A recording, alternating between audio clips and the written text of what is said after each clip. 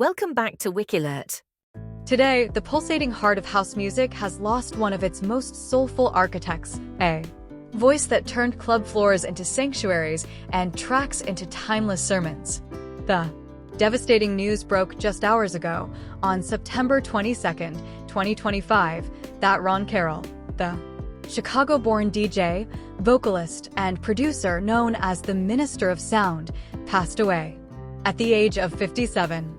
No cause of death has been disclosed by his family or representatives, leaving the global dance community to grapple with the shock in a quiet that's louder than any bass drop.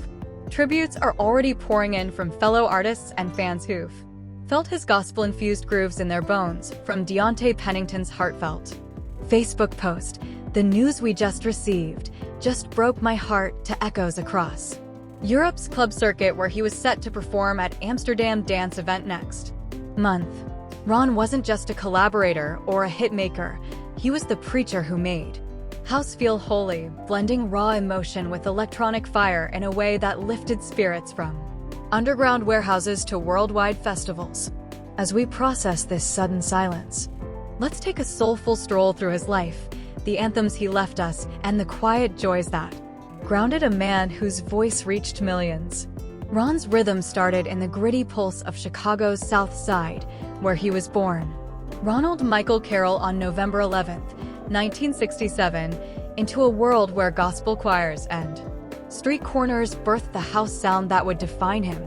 Raised in a family steeped in music, his early days singing in church choirs that honed his preacher-like timbre, he was a teen fan of rock's Kiss, but a high school dance changed everything. Watching a DJ spin records flipped the script, pulling him into the late 80s club scene, where he opened his own spot and started spinning. By 1993, he dropped his first official track, My Prayer, produced by local legends Hula, K-Fingers, and Ron Trent, a raw plea that hinted at the soulful powerhouse he'd become. Picture him there, a young Chicagoan behind the decks in smoky basements, his voice rising over 4 on the floor beats, turning personal faith into communal catharsis. It was the early 90s when he linked with Greek-American producer Spiro Pagos, forming MS Productions for the UC/After Hours label, and meeting Motsi Namvar, who bridged him to Europe's hungry house scene. From those roots, Ron built a bridge between the Windy City's warehouses and the world's dance floors, his nickname, the Minister of Sound, born from that commanding, sermon-style delivery that made every vocal feel like a revival. What truly elevated Ron, though, was his alchemy, fusing gospel's uplift with house's groove, creating tracks that didn't just play, they preached, healed, and united. His 2000 breakout Lucky Star with Superfunk was a club clarion call, sampling Madonna but infusing it with his soaring pleas that turned it into a global anthem.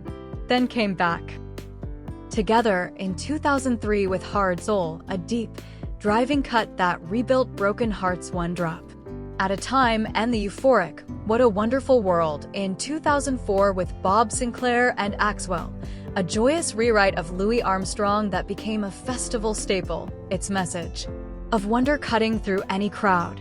Over 3 decades, he lent his golden pipes to over 100 releases, collaborating with electronic titans like Eric Murillo, Ease Move, Maurice Joshua, and Rod Carrillo, while running his own Body Music Records label from 2001 onward.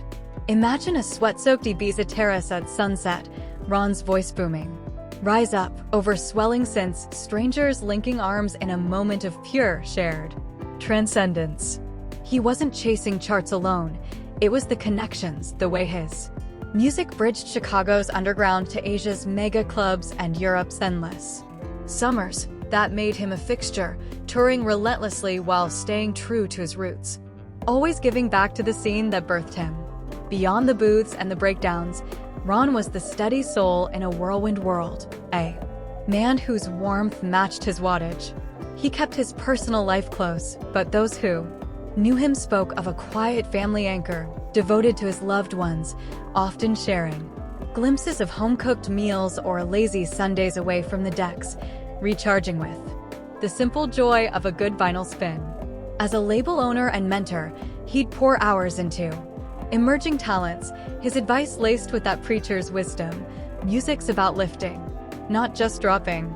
Off stage, he was the guy organizing Chicago block parties or quietly supporting local youth programs, turning his success into seeds for the next wave.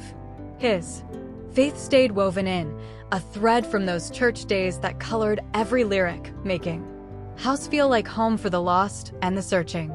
Financially, Ron lived with the grounded grace of a scene lifer, his net worth likely settling around $3 to $5 million by the end, built from royalties on those enduring hits, DJ residencies across continents, and label earnings that kept body music humming. It wasn't private jet excess. He poured it back into the music, studio upgrades, artist advances, or those transatlantic flights to connect with fans who became family. Compared to pop's megastars, it was modest, but for Ron, wealth was the echo of a crowd chanting his name, the quiet satisfaction of a track that outlives the night. There are so many vivid vignettes that capture Ron's light, the ones that make his dimming feel like a power outage mid-set. Collaborators recall how he'd turn a late-night session into a gospel improv, his laugh booming as he'd ad-lib lines that sparked magic. Or that time at a Berlin warehouse gig when he paused the mix to pray for a fan in the crowd, turning the floor into a circle of strangers holding hands. Even in his final weeks, he was hyping AD on socials, his posts full of that boundless energy. See you on the dance floor, let's make it holy. Tributes today echo that spirit. Eric Murillo's team sharing old booth pics, captioned "Minister Forever" and fans flooding X with "Lucky Star" loops. One viral clip of his live vocal over Sinclair's drop racking up millions, a digital wake of beats and tears. As we bid farewell to Ron Carroll, it's his voice that lingers, a sermon unfinished but eternally uplifting. The house he helped build will throb on in every remix, every sunrise set, every soul he touched with sound.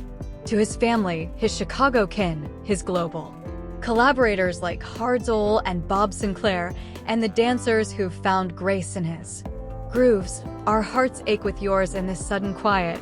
May his wonderful world wrap around you now. If Ron's soulful legacy and this heartbreaking hush have you queuing up a classic or holding the dance floor closer, please give this video a like and subscribe for more stories of voices that made the night eternal. It keeps the music moving. Thanks for being here. Rise up out there.